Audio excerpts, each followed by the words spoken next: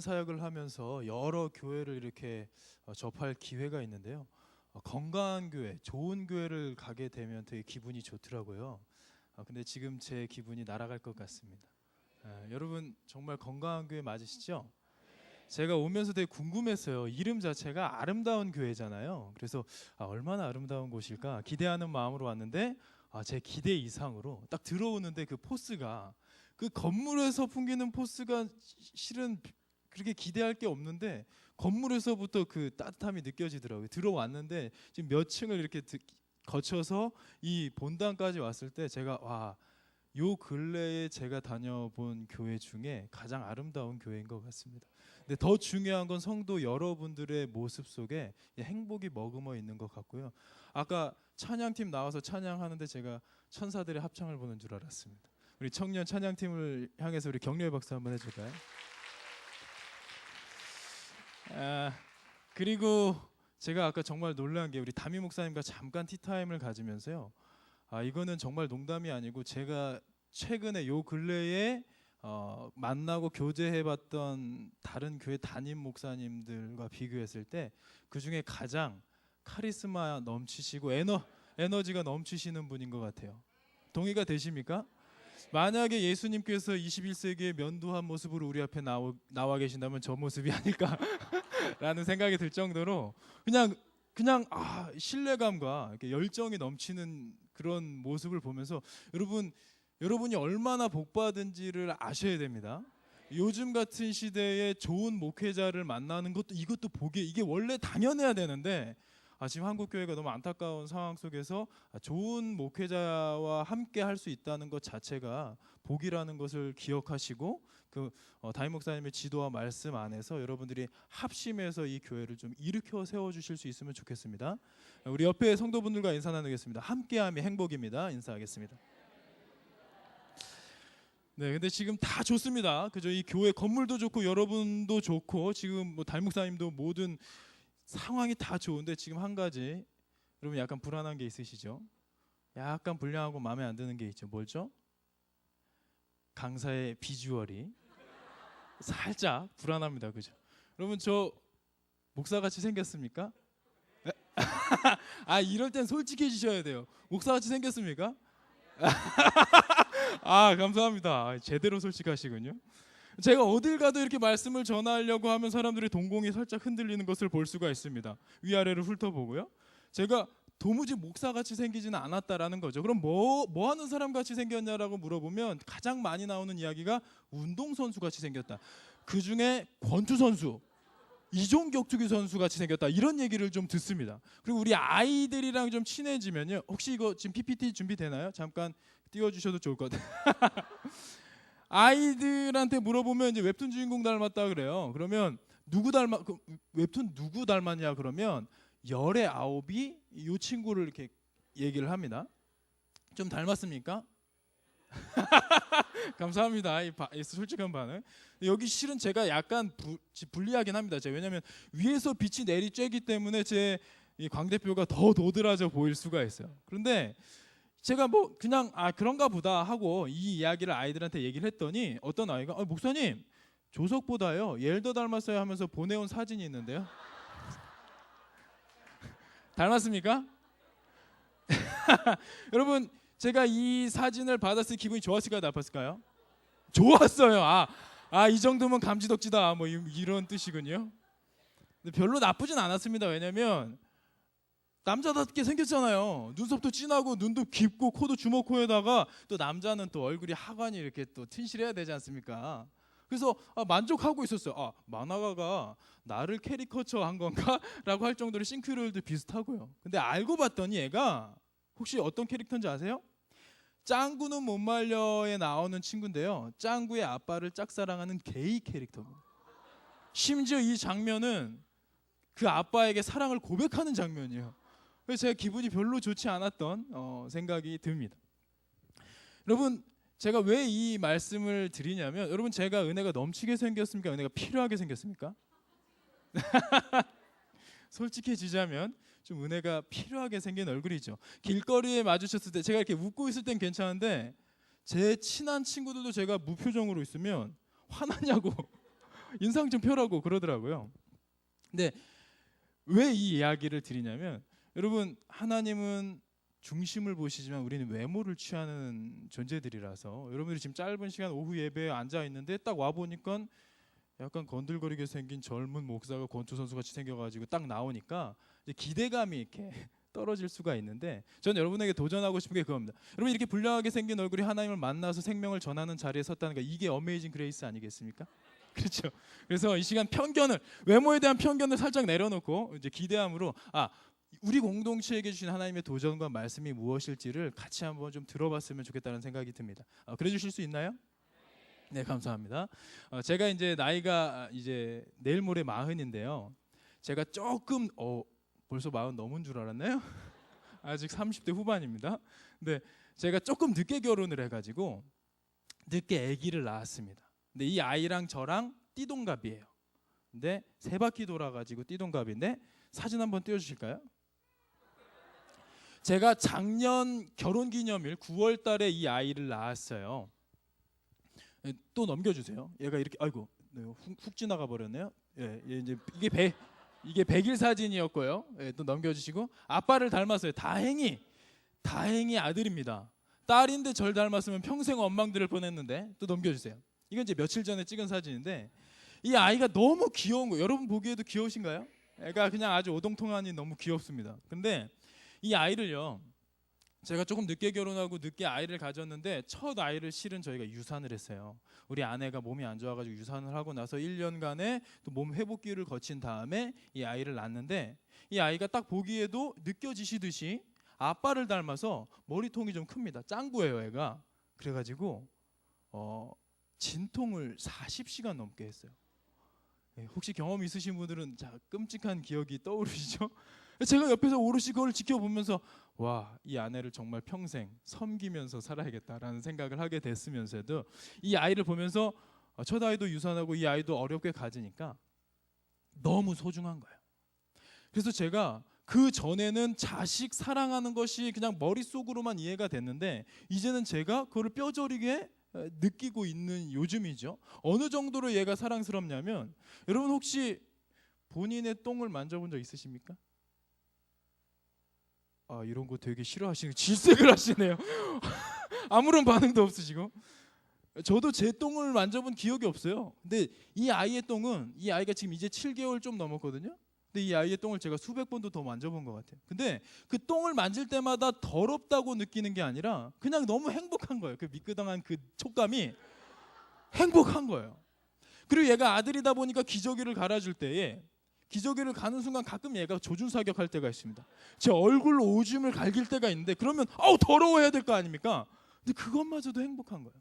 얼마 전에는요, 얘가 이제 그 젖을 먹은 다음에 이제 트림을 시켜줘야 되잖아요. 안 그러면 이제 소화가 잘 안 돼, 소화불량에 시달릴 수가 있어가지고 배앓이 할 수 있어서, 제가 이제 남편의 도리를 다하면서 이제 밤에 이제 이거를 등을 쳐주고 있었습니다. 근데 갑자기 얘가 고개를 쳐들더라고요. 이제는 고개를 자유자재로 하니까 고개를 딱 쳐들더니 얘가 왜 이러지 그러는데, 아빠를 너무 사랑했는지 저를 향해 돌진을 하면서 얘가 토를 한 거예요. 근데 그 토가 제 입으로 들어갔습니다. 이 정도 되면 좀 짜증이 나야 되지 않겠습니까? 그런데 그 순간에 제가 외쳤어요. 여보, 우리 아들 토에서 요거트 맛이 나. 약간 좀 정신이 이상한 것 같죠? 나중에 여러분들도 경험해 보세요. 경험자 있으시지 않습니까? 그게 더러운 게 아니라 그냥 마냥 행복한 거예요. 저만 그런가요? 근데 그러면서 정말 독생자 예수 그리스도를 우리에게 보내주신 하나님의 사랑이 얼마나 큰 사랑이었는지를 제가 요즘에 깊게 묵상하고 있는 요즘입니다. 그런데 이 아이를 위해서 제가 기도를 해요. 매일 축복 기도를 하면서 이 아이를 위해서 이제 소원이 생겼는데, 그 소원이 뭐냐면, 하나님, 우리 아이에게 탁월한 은사와 탁월한 리더십과 지혜를 허락하셔서 이 대한민국을 뒤집어 놓을 훌륭한 사람이 되게 하여 주옵소서라는 기도가 아니고요, 하나님, 우리 아들 예수 잘 믿고 꼭 천국 가게 해주세요. 그 기도합니다. 제가 너무 소박하죠. 얘는 태어나자마자 아빠가 목사님이에요. 그리고 엄마, 그러니까 제 와이프는 지금 전도사인데요, 이제 좀 있으면 목사 안수를 받게 됩니다. 그럼 엄마 아빠가 목사죠. 저희 형님도 목사님이에요. 큰아버지도 목사인 거죠. 저희 아버지도 목사님이에요. 할아버지도 목사인 거예요. 그리고 제가 믿음의 5대째 가문입니다. 이 아이는 믿음의 6대예요. 우리나라에서 흔하게 찾아볼 수 없는 믿음의 가문이에요. 대한민국 기독교 역사와 어깨를 나란히 한 믿음의 가문인 거죠. 그렇다면 이 아이는 웬만해서는 교회를 떠나갈 일 없을 겁니다. 그렇죠? 근데 왜 제가 이런 소박한 기도를 할까요? 우리 좀 잘 생각해 봅시다. 여러분, 목사님 아들이면 천국행 티켓을 들고 태어날까요? 그건 아닐 겁니다. 그죠? 여러분, 믿음의 6대쯤 되면 흔들림 없이 교회 다니다가 천국 갈 수 있을까요? 꼭 그렇지도 않다는 얘기예요. 여러분, 교회 열심히 다니면 믿음 좋은 겁니까? 꼭 그렇지도 않아요. 여기 되게 영혼 없이 대답을 하는 것 같아요. 네, 그래도 반응해 주셔서 감사합니다. 근데 교회를 열심히 다닌다고 해서 꼭 믿음이 좋다라고 담보할 수는 없다라는 거예요. 예를 들자면요, 우리가 기도의 시간에 눈물 펑펑 쏟으면서 기도할 때 우리는 옆에서 와, 되게 믿음이 좋으시구나 생각할 수 있습니다. 찬양 집회 때, 특별 찬양 집회 막 방방 뛰면서 찬양을 하면 오, 저분은 정말 믿음이 좋구나라고 우리는 판단할 수 있지만, 그러나 그 내면 중심에 진짜 예수 그리스도를 향한 확고한 믿음이 있는지는 그건 별개의 문제라는 거예요. 똑같은 영화를 봐도요, 어떤 사람은 하품하면서 졸면서 봐요. 근데 어떤 사람은 눈물 펑펑 쏟으면서 보는 경험을 해보셨을 겁니다. 그죠? 그거는 사람들의 성향의 차이인 거예요. 그렇죠? 우리의 신앙생활도 그냥 그런 모습일 수도 있다는 걸 기억해야 됩니다. 어떤 사람은 내가 예수는 잘 모르겠는데 그냥 기도해야 할 때 불 끄고 기도해야 할 때 좀 음악도 좀 깔아주고 하니까 센치해져 가지고 이런저런 생각하다가 부모님한테 잘 못했던 거 생각하니까 눈물이 고이는 사람이 있을 수가 있어요. 난 예수는 잘 모르겠는데. 그럴 수 있죠?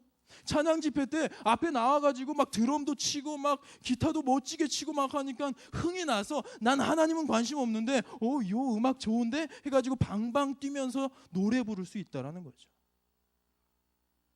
근데 우리가 이것을 분별하지 않으면요, 우리가 교회는 열심히 다녔지만 천국문 앞에서 하나님께 내가 너를 도무지 모른다 라고 거절당할 수 있다는 것을 기억해야 됩니다. 지금 한국 교회가 어떤 상황이냐면요, 왜 제가 우리 아들을 위해서 그런 소박한 기도를 하냐면요, 우리 아들을 위해서 더 큰 기도를 할 수 있잖아요. 그런데 제 정말 첫 번째 우선순위의 기도는 하나님, 이 아이가 예수 믿고 천국 가게 해주세요라는 그 기도는요, 지금 한국 교회가 무너지고 있기 때문에 제가 두려운 마음에 절실함에 부르짖는 기도입니다. 요즘 한국 교회가요, 작년 자료입니다. 작년에 이제 기독교 학교교육연구소라는 곳에서 이거를 발표를 했어요. 데이터를 발표를 했는데요, 한국 교회 중에 교회 학교가 없는 교회가요 60%랍니다. 아까 잠깐 우리 담임 목사님과도 그런 이야기를 좀 나눴는데, 지금 이 수원 지역에도 그런 교회들 많죠. 겉으로는 멀쩡한데 다음 세대가 지금 힘이 빠져가지고 맥이 빠져가지고 아예 그냥 명맥이 끊어진 교회들이 있을 겁니다. 물론 지금 이 아름다운 교회는 제가 봤을 땐 담임 목사님이 우선 다음 세대에 대한 열정이 있기 때문에 소망이 있는 것이죠. 그래서 여러분들이 다음 세대를 사모함으로 기도하고 격려하면서 훈련하기 때문에 저렇게 젊은이들이 넘치고 다음 세대가 든든하게 세워져 가지만요, 그런데 안타깝게도 대한민국 평균적으로 봤을 때 10교회 중에 6교회는 교회 학교가 없다라는 거예요. 전문가들이 뭐라고 얘기를 하냐면요, 미래학자들, 교회 전문가들이 뭐라고 얘기하냐면, 앞으로 30년 후에 한국 교회는 대한민국의 기독교인의 비율은요 3% 미만으로 추락할 것이다라고 그래요. 지금과 같은 추세로 가자면 30년 후에 3% 미만. 여러분, 3%가 뭐의 기준인지 혹시 아십니까? 선교학에서 미전도 종족을 나누는 기준이에요. 그러니까 이 민족이 예수를 믿는 비율이 3%가 안 되면 선교사를 파송해야 되는 선교 대상 국가가 되는 겁니다. 그런데 지금 우리나라는 물론 절대적인 크리스찬 인구가 많지는 않아요. 우리나라 인구보다도 중국 크리스찬들이 더 많습니다. 절대적인 인구가 많지는 않지만 우리나라가 선교에 대한 열정이 있는 나라라서 미국에 이어서 우리나라가 선교 제2의 강국이에요, 지금 현재. 그런데 불과 한 세대가 가기 전에 제 아들이 이제 30대 초반으로 이제 사회에서 가장 활발하게 활동을 할 즈음에 우리나라는 선교사가 다시 파송이 되어져야 할 나라라는 것이죠. 그렇게 예측을 하고 있습니다. 제가 얼마 전에 한 초대형 교회 청년부 말씀 집회를 인도하러 간 적이 있습니다. 예, 지방에 있는 교회였는데요. 한 개 교단에서 서울 이남에서 가장 큰 교회였고요. 실제로 출석하는 인원, 제적이 아니라 출석 인원이 작년 성도가 10,000명이 넘어가는 교회였습니다. 그 교회 건물이 어찌나 컸던지 이 안에서 축구를 해도 자리가 남을 정도였어요. 그리고 주변 지역사회에 봉사를 많이 해서 지역의 명물로 이름을 날리는 교회였어요. 근데 청년 1년에 한 번 있는 청년 특별 집회 말씀을 전하러 딱 갔는데 웬걸 70명이 모여 있는 겁니다. 제가 깜짝 놀라서 규모에 안 맞게 70명 모여 있으니까, 물론 70명이 적은 숫자 아니죠. 두세 사람이 내 이름으로 모인 곳에 나도 그들과 함께 한다고 하셨기 때문에 놀라운 은혜가 있었습니다. 그런데 그냥 인간적인 궁금함이 들었어요. 아니 그래도 어른이 10,000명이 넘어가는데 청년이 70명. 딱 보니까 플랜카드도 사람을 많이 모으려고 애쓴 흔적이 역력했는데 어떻게 된 거지? 끝나고 나서 제가 사역자에게 여쭤봤어요. 여기 청년부 주일 출석 인원이 얼마나 되나요? 했더니 겸연쩍게 웃으면서 한 120명쯤 됩니다. 그래요. 그래서 제가 또 궁금해져서 그럼 청소년부는 얼마나 되나요? 여쭤봤더니 비슷합니다. 그래요. 여러분 어른이 10,000명이 넘게 다니는데요. 출석을 하는데 중고등부 청년부 합쳐서 250명이 안 돼요. 그럼 그 교회는 30년 후를 버틸 수 있을까요? 지금 한국 교회가 이렇게 위기에 처해 있다라는 것을 우리가 기억을 해야 됩니다. 우리가 직시를 해야 되는 거예요. 지금 골든 타임이라 그래요. 지금 한국 교회의 골든 타임이라는 단어를 씁니다. 골든 타임이 무슨 뜻이죠? 황금기인가요? 그건 아니죠. 황금기는 다른 단어가 있죠. 골든 에이지라는 단어가 있고요. 골든 타임은 의학 용어에서 골든 아워와 같이 쓰는 단어예요. 그러니까 생명을 살리기 위해 아주 중요한 촉박한 시간인데 이 시기를 놓치면 어떻게 돼요? 구할 수가 없는 거예요. 우리 3년 전에 세월호 사건 다 기억하시죠?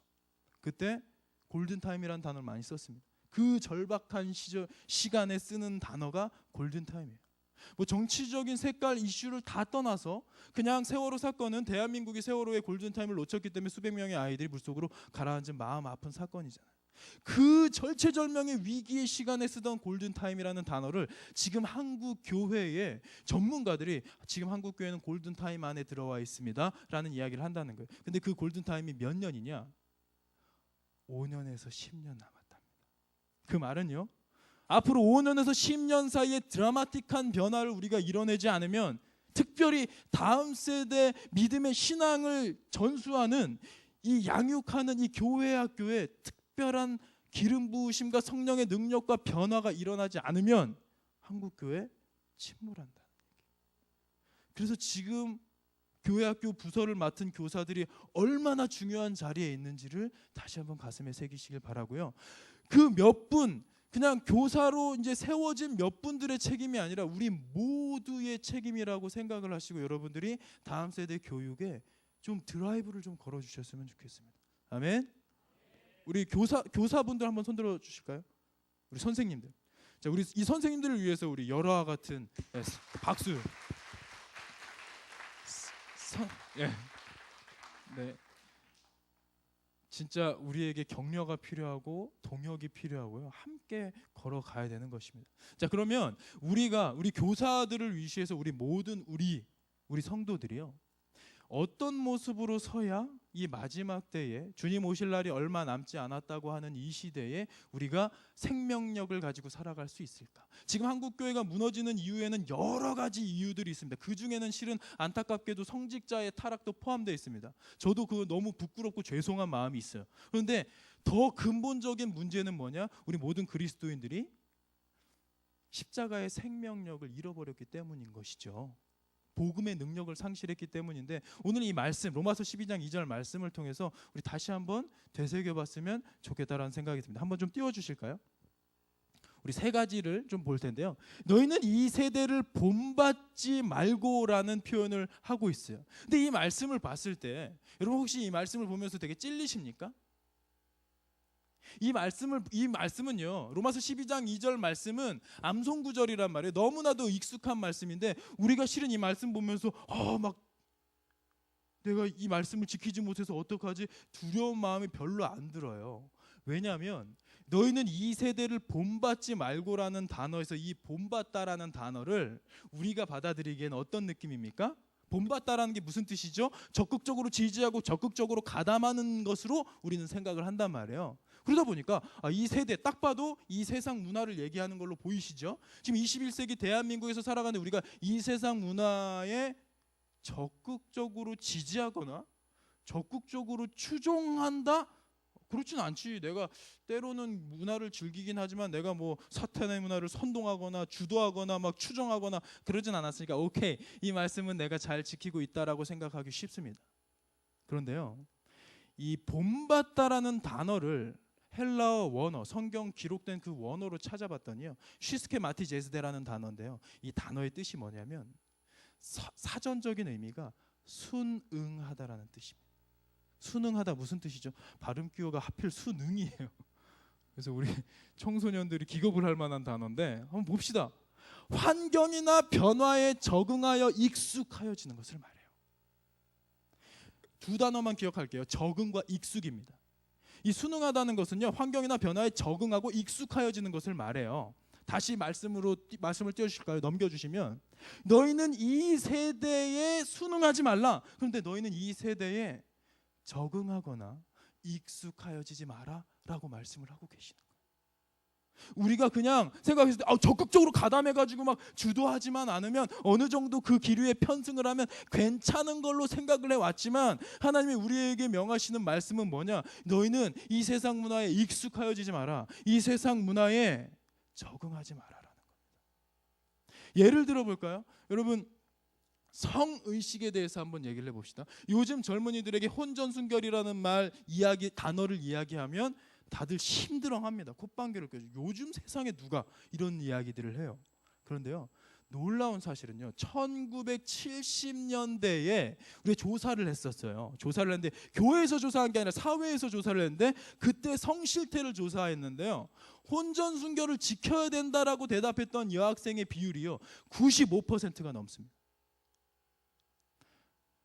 크리스찬이 아닌데도 그냥 사회적인 통념, 그때 물론 이제 유교적인 그런 문화가 있었지만, 그래도 이 혼전 순결의 가치, 이 성에 대한 이 고결한 가치에 대해서 세상 사람들이 다 인정하고 존중하고 나도 지키겠다라고 얘기를 했다는 것이죠. 지금 여기 계신 분들 중에 젊었을 때, 어렸을 때를 생각해 보시면 그때의 분위기를 지금이랑 사뭇 다른 건 격세지감 느껴지시잖아요. 근데 지금은요, 청년들, 여학생들한테 물어봐도요, 혼전순결에 찬성한다? 두 자릿수 나오지 않습니다. 두 자릿수가 안 나와요. 10%가 안 된다는 얘기예요. 그런데 안타까운 사실은 교회 다니는 청년들도 별반 다르지 않다는 거예요. 물론 여기 계시는 청년들은 좀 다를 것 같습니다. 천사들의 합창을 보여줬으니까요. 그런데 지금 한국교회 전체적으로 봤을 때요, 교회 청년들한테 물론 교회에서 물어보면 당연히 대답을 하겠지만, 그들끼리 있을 때, 청년들끼리 있을 때의 그런 문화와 이야기에서 보여지는 크리스찬들의 성실태가요, 혼전순결 찬성 20%가 채 되지 않습니다. 왜 그렇게 됐을까요? 우리가 이 문화에 익숙해져서 그래요. 동거 문화 같은 경우도 2000년대 초반에 옥탑방 고양이라는 드라마가 처음 나왔을 때마다 무슨 동거가 이게 드라마 이게 소재로 이런 의견이 분분했거든요. 근데 그 드라마가 빅히트를 친 다음에 그 이후로 대학가에 동거 문화가 아주 빠르게 확산이 됐어요. 지금은 기숙사에 살기는 갑갑하고, 그래서 원룸이든 투룸이든 얻어서 이렇게 살고 싶은데, 웬만한 동성보다는 좀 마음 맞는 이성이랑 같이 사는 게 여러모로 편하기 때문에 아예 처음 모집을 할 때부터 이성 동거인을 모집하는 것들이 유행이에요. 근데 거기에 우리 그리스도인들이 브레이크를 걸고 나는 아니다라고 얘기하는 게 아니라 그래? 하면서 슬슬 적응하고 익숙해지는 우리의 모습을 발견하게 됩니다. 동성연애는 어떤가요? 여러분, 동성연애가 죄입니까? 죄가 아닙니까? 동성연애는 죄죠. 왜 죄죠? 이렇게 물어보니까 어떤 청소년이 에이즈 걸려서요 그래요. 그럼 에이즈가 완치 그 해결 방법이 나오면 죄가 아닌 게 되는 겁니까? 그건 아니겠죠. 동성연애가 죄인 이유는 하나님께서 그것을 금하셨기 때문인 거죠. 그런데 요즘에는요, 교회 목회자들도 동성애를 지지하는 분들이 있어요. 제가 어느 청년부에 이성교제 특강을 하러 갔었는데 가서 이제 이런저런 성교육을 하다가 우리도 건전하게 아름다운 성을 지켜가야 되고 이성교제를 해야 된다라고 얘기를 하다가 동성연애에 대해서 잠깐 언급을 했는데요. 쉬는 시간에 어떤 여학생이 쪼르르 달려오더니 목사님, 그때 수련회였는데 어제 오셨던 강사님은 동성연애를 지지하시던데 목사님은 지금 반대하시는 것 같은데 뭐가 맞는지 헷갈려요.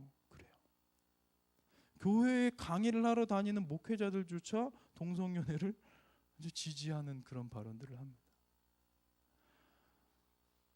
여러분, 물론 이제 동성연애자를 교회에서 어떻게 바라볼까는 좀 더 다른 이야기겠죠.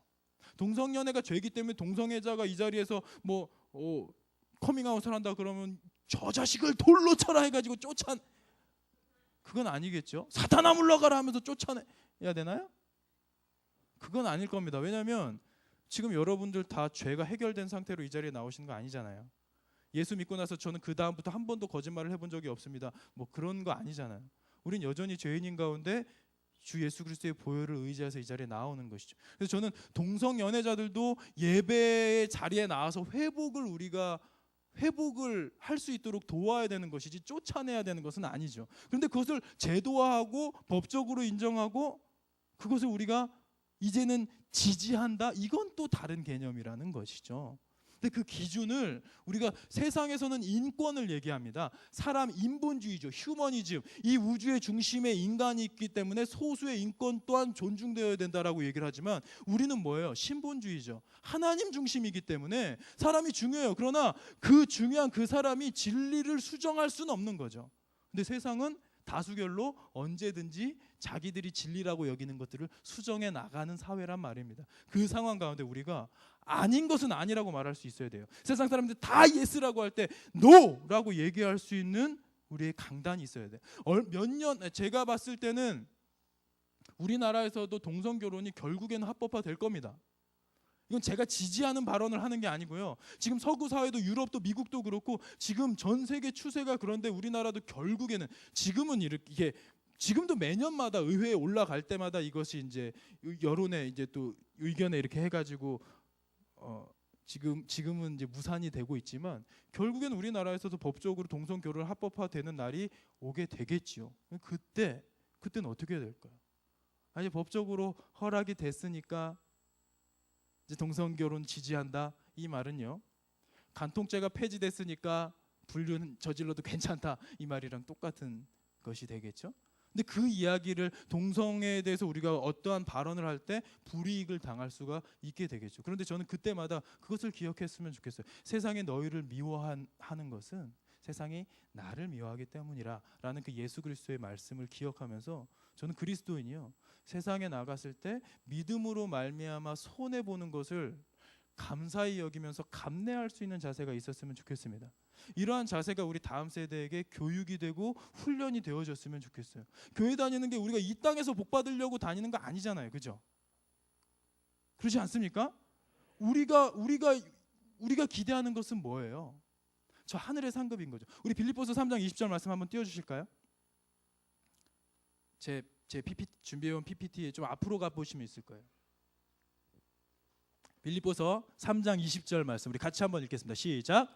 그러나 우리의 시민권은 하늘에 있는지라. 아멘. 우리의 시민권은 하늘에 있기 때문에 이 땅에서 때로는 우리가 예수를 믿는 것 때문에 손해를 보더라도 그것을 감사히 여길 줄 아는 그런 자세가 있었으면 좋겠고요. 세상 문화에 휩쓸려 가는 게 아니라 저항할 수 있었으면 좋겠습니다. 아멘. 자, 두 번째로 보면요. 두 번째, 너희는 이 세대를 본받지 말고 오직 마음을 새롭게 함으로 변화를 받아라고 하고 있어요. 여기서 말하는 변화는 뭐냐? 이제 거룩함을 이야기하겠죠. 여러분, 거룩함의 뜻이 뭔지 다 아시죠? 우리 근데 청소년들에게 물어보면 잘 몰라요. 이게 한국 교회가 이게 제대로 교육하고 있는 부분이 아닌 것 같아요. 이 거룩함이. 거룩함의 뜻이 뭡니까? 거룩함의 뜻은 구별되어졌다라는 뜻이죠. 그런데 우리 아이들에게 야, 거룩함이 무슨 뜻이냐라고 물어보면 애들의 대답을 들어보면 그것을 조합해 보면 어떤 느낌이냐면 유순하고 온유하고 젠틀하고 성실하고 착한 거 뭐 이런 것을 우리 아이들은 거룩함이라고 생각해요. 그러니까 애들이 막 하이톤으로 떠들고 있어요. 얘들아 막 떠들고 있어요. 얘들아 우리 하나님께 예배드리자. 거룩한 목소리로 하나님 예배하자. 그러면 갑자기 목소리를 가다듬다. 할렐루야. 그런 다음에 이제 자기들이 거룩한 줄 알아요. 정신없이 막 떠들고 막 장난치고 있어요. 그러다가 얘들아 우리 거룩한 마음으로 하나님의 말씀을 좀 펴보겠니? 그러면 네. 그러더니 갑자기 격식을 차린 다음에 거룩하게 이렇게 찬. 우리 아이들이 생각하는 거룩함은 지금 여러분들이 교회에서 보여지는 그 예배를 드리기 위해서 여러분들이 예의를 차리고 있는 그런 외형적인 모습을 보면서 아이들은 그냥 그게 거룩함인 줄 알아요. 근데 거룩함의 원뜻은 뭡니까? 구별되어졌다라는 것이죠. 그런데 그것은 온유함과 젠틀함을 얘기하는 것이 아닙니다. 이 세상과 그러니까 아까 그 빌립보서 말씀처럼 우리는 이 세상에 살아가지만 세상에 속한 자들이 아니라 하늘에 속한 자들이기 때문에 구별되어졌다는 거예요. 예수를 믿기 때문에 내가 세상과 구별되어졌다는 거죠. 때로는 그 구별됨으로 인해서 우리가 세상에 나가서 피 흘리게 죄와 대항하여 세상과 대항하여 피 흘리기까지 싸워야 되는 전투적인 것까지 요구하는 단어인 것이죠. 그 거룩함을 우리 아이들에게 어떻게 전수할 수 있을까요? 저는 우리가 먼저 거룩함에 대한 고민이 있어야 된다라고 생각을 합니다. 실은 이 거룩함에 대해서 여러분에게 좀 설명을 드리고자 좀 쉽게 알려드리고자 저의 치부를 좀 드러내려고 합니다. 실은 제가 불량하게 생겼잖아요. 그래서 저 어렸을 때부터 제가 좀 불량한 사람이었는데 초등학교 때부터 제가 담배를 폈었는데 실은 그 담배를 아직까지 못 끊었습니다. 이 담배 때문에 너무 힘들었었는데 하나님 담배 끊는 게 너무 힘들어요 했을 때 그때 하나님께서 제가 네가 담배 피는 게 너와 내 사이를 갈라놓을 수 없어 라는 자유함을 주셔서 저는 아직까지도 담배를 좀 피고 있어요. 여러분 갑자기 얼굴이 너무 굳어지셨는데 제가 애연하는 담배가 있는데 한 모금만 빨아도 될까요? 고민되십니까? 한 모금 거룩함에 대해서 우리가 같이 나눠보자. 괜찮으시죠? 웃음으로 동의하시는 거죠? 진짜 거룩함이 뭔지 한번 고민해보자는 거예요.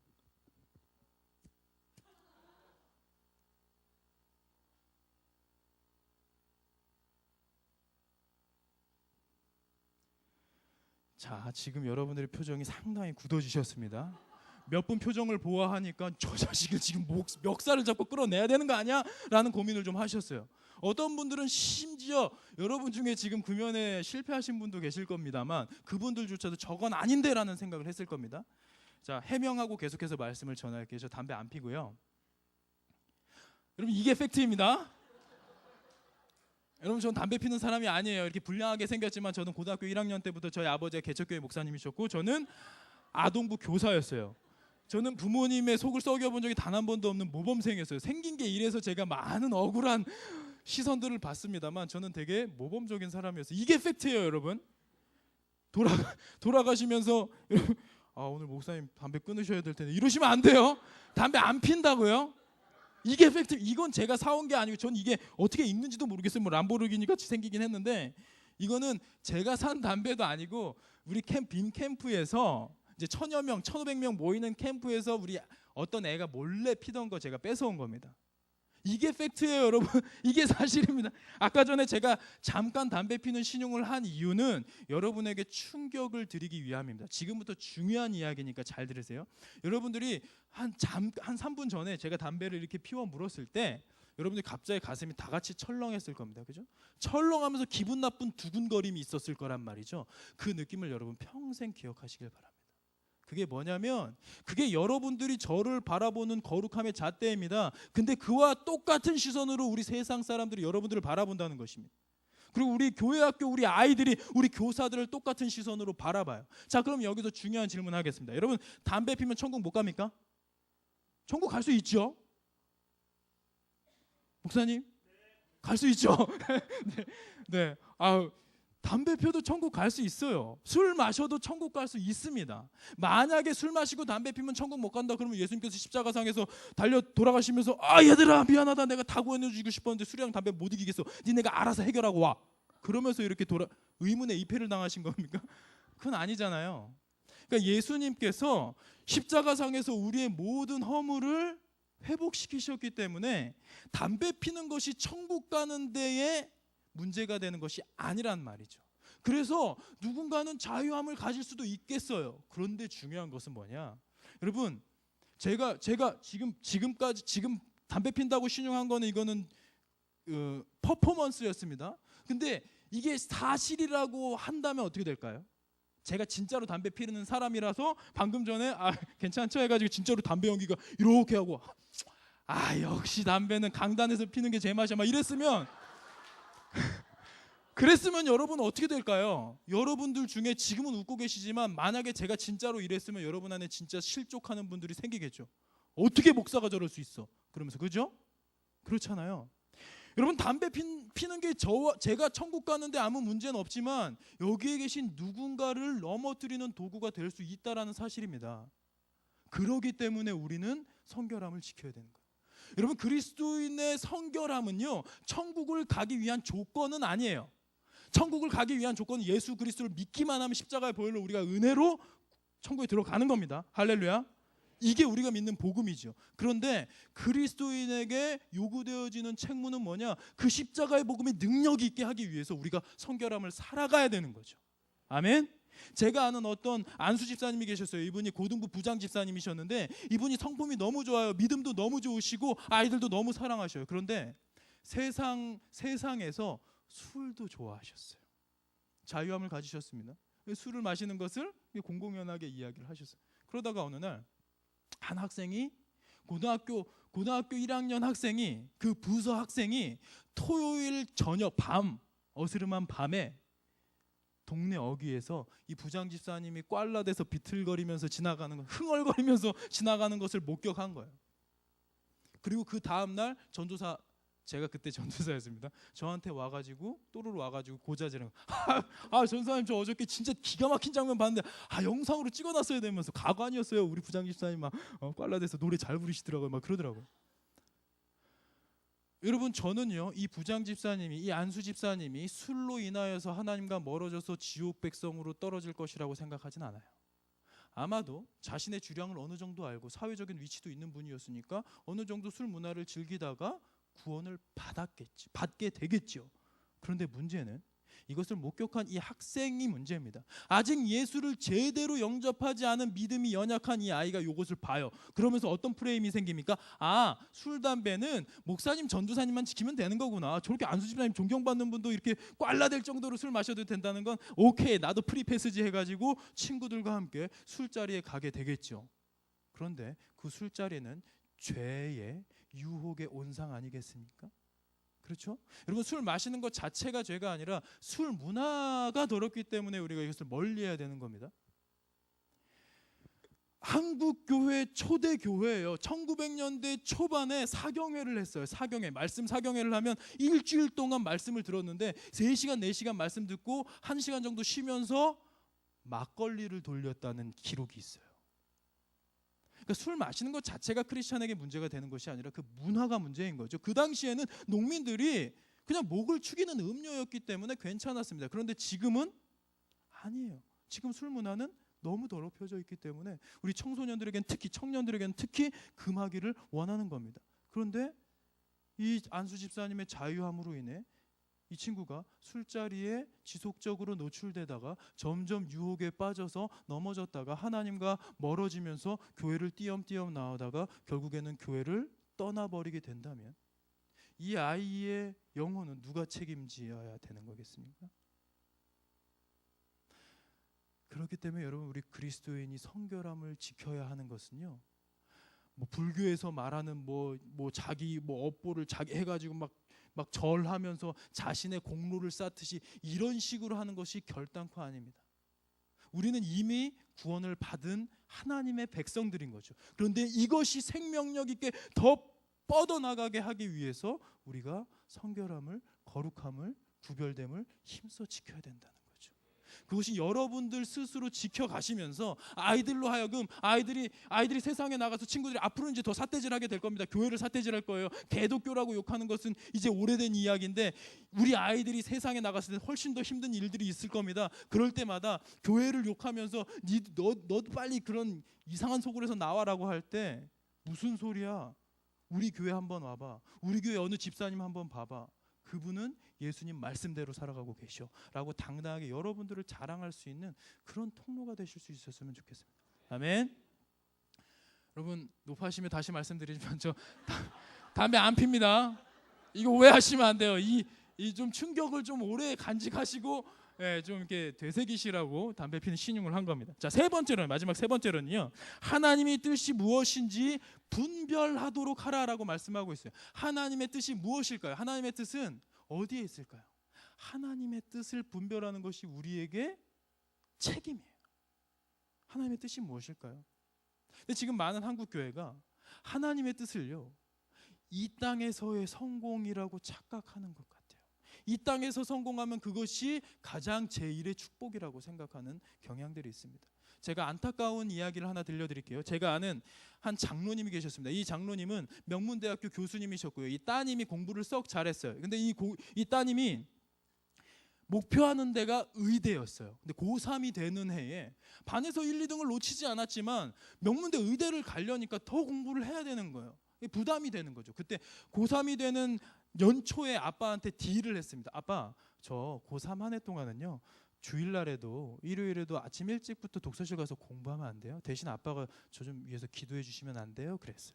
근데 이 믿음 좋은 장로님이 딱 보기에 어디 딴 데 가겠다는 것도 아니고 기도 요청을 하는 거니까, 그리고 공부를 열심히 하겠다라는 거니까 이게 신앙적인 결단으로 보였던 거예요. 그래서 오케이, 알았어. 그러면 아빠가 대신 열심히 기도해 줄 테니까 열심히 공부해서 꼭 합격해서 하나님께 영광 돌려라, 이렇게 딜이 성사가 됐습니다. 그리고 1년이 지났고 수능을 치렀습니다. 대학 입시를 치렀어요. 자, 합격했을까요? 떨어졌을까요? 네, 떨어졌으면 좋겠죠. 저도 떨어졌으면 좋겠어요, 이런 상황에서는. 그런데 우리가 알아야 될 것은요, 하나님이 능력이 없으셔서가 아니라 하나님은 우리의 대학 입학증, 대학 졸업증에 별로 관심이 없으신 분입니다. 이걸 우리가 아셔야 돼요. 어떤 교회 가보면 고3 때 코빼기도 안 비치는 중직자의 자녀가 뭐 서울대를 갔어요. 그럼 플랜카드를 막 걸어요. 그랬는데 고3 때 한 번도 주일 예배 빠지지 않고 열심히 예배에 참석했던 애가 지방대를 가잖아요. 그럼 청년부에 올라와가지고 기가 죽어서 이렇게 있어요. 그게 지금 한국 교회의 세태입니다. 이 따님은 공부를 열심히 했어요. 근데 공부를 열심히 했기 때문에 명문대 의대에 붙었습니다. 그러면서 주변에서 막 엄청나게 축하를 해줬죠. 와, 하나님의 축복이 놀랍게 임했다, 막 부러워하고 막 그랬습니다. 근데 안타까운 사실은 이제부터 시작이 되는 거예요. 1년 동안 한 번 우선순위에 놓쳤기 때문에요. 여러분, 의대는 전문 기간이 6년인데요. 6년 동안에 고3 때보다 더 높은 수준의 학업을 요구하는 거예요. 그러다 보니까 이번 주 너무 바빠가지고 다음 주, 다음 달부터, 다음 학기부터 내년부터 갈게요. 실습 때문에 막 뭐 이거 정해야 돼서 하다가 차일피일 미루다가 졸업할 때까지 이 여인이 교회로 돌아오질 못했어요. 그러다 이 여인이 한 남성을 만났는데 명문대 법대로 우수한 성적으로 졸업한 전도 유망한 검사였어요. 와, 주변에서 난리가 났습니다. 하나님의 축복이 더블로 임했다라고 했는데요. 안타깝게도 그 남성은 무신론자였습니다. 여러분, 제가 알기로 그 부부는 아직도 주님께로 돌아오지 못하고 있어요.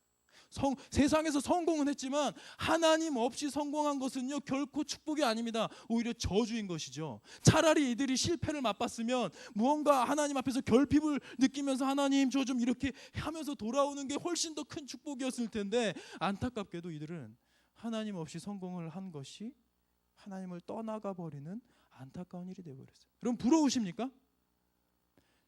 천하를 다 얻어도요 천하보다 더 귀한 영혼을 잃어버리면 무슨 소용이 있겠습니까?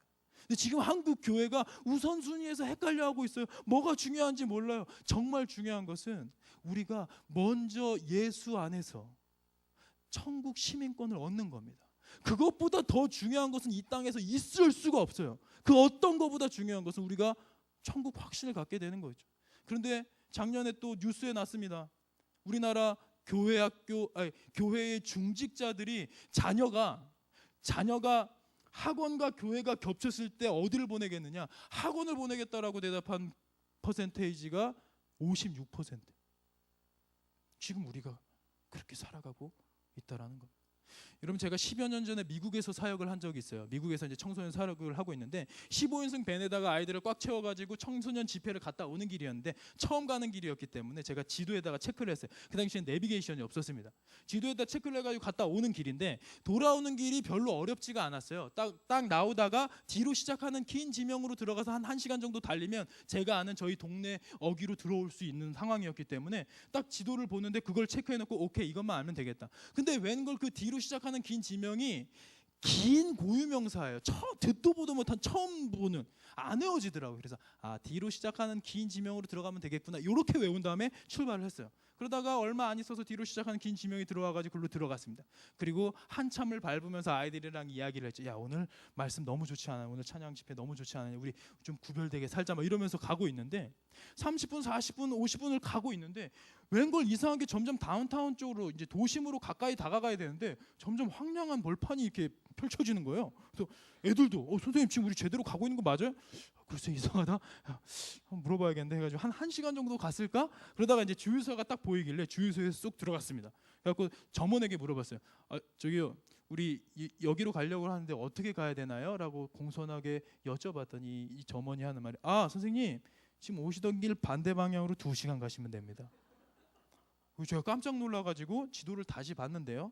웬걸 제가 가야 하는 그 뒤로 시작하는 긴 지명 바로 직전에 다른 반대 방향으로 향한 뒤로 시작하는 긴 또 다른 지명이 있었던 거예요. 근데 그걸 제가 모르고 반대 방향으로 가면서 제가 이 설정을 잘한 줄 알고 거기서부터 열심히 악셀을 밟았던 거죠. 안타까운 사실은 방향 설정을 잘못하면요 그때부터 제가 악셀을 밟고 열심을 내서 1시간 동안 달렸던 것이요 제 목적지로 가는데 오히려 방해만 될 뿐이더라고요. 저는 그날 집으로 가는데 3시간 넘게 걸렸습니다. 근데 우리 인생도 마찬가지예요. 여러분 우리 아이들이 세상에서 성공하는 거 저도 원합니다. 우리 아이들이 뭐 그냥 한량처럼 맨날 놀기만 하다가 그냥 남에게 패기치는 인생이 되기를 원치 않아요. 자신의 꿈을 가지고 꿈이 대학에 있다면 대학을 가서 펼치고 대학이 아니라 졸업 후에 내가 하고 싶은 것들이 있다면 그것을 열심히 펼쳐가는 것이 중요하죠. 그러면서 세상에 좀 영향력 있는 리더십을 가지고 나아가는 거 좋습니다. 그런데 문제는 그 전에 먼저 설정해야 될 게 있다는 거죠. 그게 뭡니까? 예수님을 향한 방향 설정인 거예요. 그것이 먼저 이루어져야 되는 것입니다. 지금 우리 교회 학교 아이들에게 지금 교회 학교 아이들에게는요 물론 공부도 병행해야 되겠죠. 그런데 더 중요한 건 예수를 알리고 예수를 각인시키는 겁니다. 이 아이들이 예수를 듣는데 그냥 만족하는 것이 아니라 그냥 우리 목사님의 하나님, 우리 전도사님, 우리 선생님, 우리 어머님의, 우리 아버지의 하나님의 이야기를 듣는데 만족하는 게 아니라 나의 하나님으로 고백할 수 있기까지 되어야 되는 것이죠. 그렇지 않으면 이 아이들이 떨어져 나갈 수밖에 없어요. 충격적인 데이터를 제가 알려드리겠습니다. 이건 어디에도 들을 수 없는 비공식 데이터입니다. 제가 청소년 사역을 하고 있기 때문에 사역자들이랑 이런저런 이야기들을 합니다. 제가 수렴한 결과에 발표를 하겠습니다. 우리나라 한국 교회의 평균적으로요. 고3 학생들의 마지막 주면 12월 마지막 주겠죠. 그리고 청년부 올라가는 1월 첫째 주는 한 주 차입니다. 그 한 주 사이에 이탈률이 얼마나 될까요? 제가 지금까지 이제 체크해 본 결과 놀랍게도 50에서 70%가 이탈합니다. 그러니까 지난주까지 나오던 아이들 10명 중에서 청년부에 올려 보냈더니 여기에 들어오는 아이들이 많게는 5명에서 적게는 3명까지 떨어진다는 거예요. 왜 그럴까요? 이 아이들이 교회 학교에서 추억은 만들었지만 예수를 못 만나서 그러거든. 추억 만드는 것만으로도 교회 열심히 다닐 이유가 있습니다. 왜요? 세상 친구들보다 교회 친구들이랑 추억 만들기가 훨씬 더 수월해요. 그렇잖아요. 학교 선생님들이 뭐 아이들에게 어떤 프로그램을 맞춰줍니까? 근데 우리 선생님들은 항상 아이들의 눈높이에 맞춰서 프로그램을 진행하고 해주니까 추억 만들기라는 것만으로도 아이들은 교회 다닐만 하죠. 그런데 그 사이에 예수를 만나지 못하면 청년부 올라가면 완전히 달라지거든요. 청년부 올라가면 추억 만드는 게, 여러분 지금 이 주일날 오후 시간에 이렇게 예배 드리는 것보다 밖에 나가서 그냥 지금 막 술 마시면서 이런 친구들이 훨씬 더 추억 만들기는 수월하지 않겠습니까? 건전한 추억이란 얘기가 아닙니다. 그렇기 때문에 청년부 올라가서 예수 못 만난 아이들은 다 떨어져 나가는 거예요. 그래서 우리가 위기의식을 좀 가지시고 이 다음 세대에게 아이들이 최소한 고3 졸업하기 전에 예수를 인격적으로 만날 수 있도록. 청년부 올라가면 믿음이 좋아질 거예요? 아니요. 청년부 올라가면 다 떠나가요. 지금 통계가 그걸 증명하고 있어요. 물론 이 아름다운 교회는 잘하고 계시는 걸로 알고 있습니다만, 근데 여러분들의 체질을 더 엄격하게 개선해야 될 필요가 있다라는 겁니다. 아멘. 우리 지금 시간이 너무 갔는데 제가 지금 되게 쫓기고 있습니다. 근데 이거 우리 사진만 하나 보고 말씀을 마무리하도록 할게요. 우리 한번 사진 좀 띄워주실까요? 마지막에 있는 사진 있죠? 네. 네. 아이고. 네. 그 마지막 말고 그 위에 이 사진들의 맨 첫 번째를 보여주세요. 여러분 이게 무슨 사진인지 아십니까? 무슨 사진 같아요? 카페가 아니라 술집입니다. 근데 뭔가 친숙하죠? 왠지 저쪽엔 성가대가 있었을 거, 저쪽엔 파이프 오르간이 있었을 것 같지 않습니까? 이게 되게 유명한 사진이에요. 기독교 신문이 아니라 일반 신문에 기재된 사진입니다. 영국에 있는 실존하는 교회가 매각이 돼서 술집으로 팔려나간 거예요. 넘겨주세요. 이게 지금 수백 년의 역사와 전통을 자랑하던 교회가 지금 딱 보면 딱 봐도 교회 건물이죠. 근데 이름이 뭔지 아세요? 프랑켄스타인이에요. 프랑켄스타인 술집이 되어버렸습니다. 넘겨주세요. 이게 다 교회들인데 어떤 교회는 서커스 훈련장이 됐고 어떤 교회는 스케이트보드 연습장이 됐습니다. 넘겨주세요. 얘네들이 뭐 문학의 밤을 준비하고 있는 게 아니라 서커스단의 그냥 훈련장이 된 거예요. 넘겨주세요. 뭐 지역 아이들에게 개방한 게 아니라 그냥 교회가 놀이터가 돼버린 거예요. 왜? 다음 세대가 더 이상 없어서요. 제가 얼마 전에 영국 선교사님이 우리나라에 와주셔서 말씀을 전하는 그 자리에 제가 있었는데요. 이분이 60대 선교사님이었는데 울먹이면서 말씀하시더라고요. 자기가 본인 교회에서 영기스트 펄슨이래요. 가장 젊다는 거예요. 60대 선교사님이요. 그러면서 하시는 말이, 얼마 전에 옆에 있는 교회, 건물이 큰 교회였는데 옆에 있는 교회에서 꼬부랑 할머니 7분이 마지막 예배를 드리고 흩어지셨대요. 왜? 7분, 교인이 7명밖에 안 남은 거예요. 근데 할머니들이 더 이상 이 건물을 유지할 수가 없으니까 매각이 되어버리는 거예요. 이런 식으로. 근데 그 선교사님이 눈물을 훔치면서 뭐라고 말씀하셨냐면, 그런데 여러분 지금 한국 교회를 보자니 30년 전에 영국 교회를 보는 것 같습니다 라는 이야기를 하더라고요. 여러분 지금 우리 이대로 가다가는요, 지금 한국 교회 이대로 가다간 30년 후에 이 아름다운 교회도 어떻게 될지 몰라요. 그래서 우리가 더 정신 차리고 집중했으면 좋겠습니다. 아멘. 그런데 우리가 지금 이제 마무리하는 시간에 갑자기 찬물로 끼얹은 것 같은 이런 안타까운 분위기가 있지만, 그러나 우리가 믿는 하나님은 어떤 분이십니까? 여러분 하나님 살아계신 거 믿으시지요? 근데 그 하나님은 어떤 분이십니까? 변화된 한 소년을 통해서 한 민족의 운명을 뒤바꾸신 분이잖아요. 그 하나님 지금 살아계시거든요. 수원 아름다운 교회에서 한 명의 변화된 다음 세대만 세워주시면 한국 교회는 망하지 않을 겁니다. 그래서 저는요, 제가 믿는 것은요, 30년 후에 3% 미만으로 떨어지는 게 아니라 30년 후에 저의 소망의 고백이 있습니다. 저는 30년 후에 은퇴를 하겠죠. 은퇴하고 나서 저의 마지막 미션이 뭐냐면, 이건 제 나름대로의 생각인데 아직은 이루어지지 않았습니다만 과거형으로 표현해 볼게요. 그때라고 생각을 하고요. 30년 후에 제 마지막 미션은 그거예요. 지나온 30년을 돌아보면서 지난 30년 동안 하나님께서 부어주셨던 놀라운 부흥, 1907년도에 평양 대부흥을 뛰어넘는 놀라운 부흥, 그 부흥의 진원지를 찾아보는 것이 제 꿈이에요. 역사적으로 기술하면서. 근데 제가 그것을, 그 미션을 하면서 그 완수하는 그 중에 제가 수원 아름다운 교회라는 이름을 마주할 수 있게 되기를 축복합니다. 여러분들도 이 꿈을 가지고 함께 달려가셨으면 좋겠어요. 우리가 변하면 한국교회 망하지 않을 겁니다. 곳곳에 하나님께서 세상에 무릎 꿇지 아니한 7천인이 바알에게 무릎 꿇지 아니한 7천인처럼 세상에 무릎 꿇지 아니한 수천 개의, 수만 개의 교회를 곳곳에 세워두고 계시기 때문에 우리 기대하는 마음으로 함께 다음 세대를 품고 하늘에 속한 세대로서 제대로 키워내는 저와 여러분이 됐으면 좋겠습니다. 네, 제가 마무리 기도하고